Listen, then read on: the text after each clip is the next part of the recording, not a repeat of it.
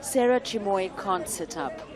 She's been suffering from stomach cramps all day, and a visit to the nurse has brought no relief. This is her second week at this temporary shelter in Nhamathanda in Mozambique's Sofala province. Alongside her, another woman complains about a severe headache. There are many here who have lost everything to floods and devastation after Cyclone Idai hit last month. And now an outbreak of cholera is threatening thousands of lives. It's so far infected more than 2,000 people across Beira, Dondo, and now here in Nhamathanda. 6-month-old Jose's had stomach pains and diarrhea for days, some of the symptoms of the waterborne disease. His mother gives him medicine from the makeshift clinic, but says it's done little to help. He vomits right after eating. He has sores in his mouth and his body feels weak. We're very worried.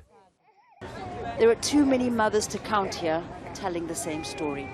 There's no clean water for the 2,400 people living here. But health workers hope that 900,000 doses of vaccine that arrived here recently will contain the spread of cholera that's passed through contaminated water and food. So far, more than 32,000 people at camps across flood-hit areas have been vaccinated.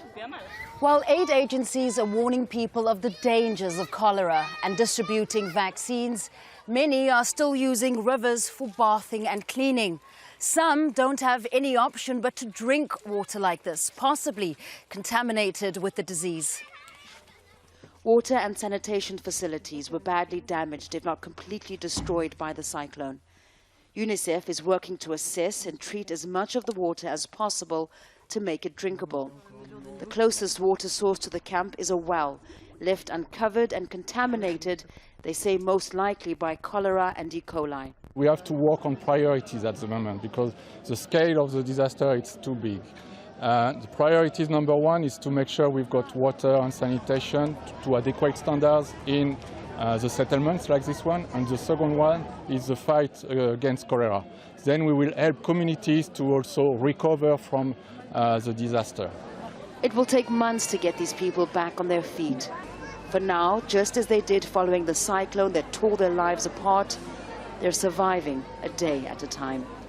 Fahmida, Jazeera, Nhamathanda, Mozambique.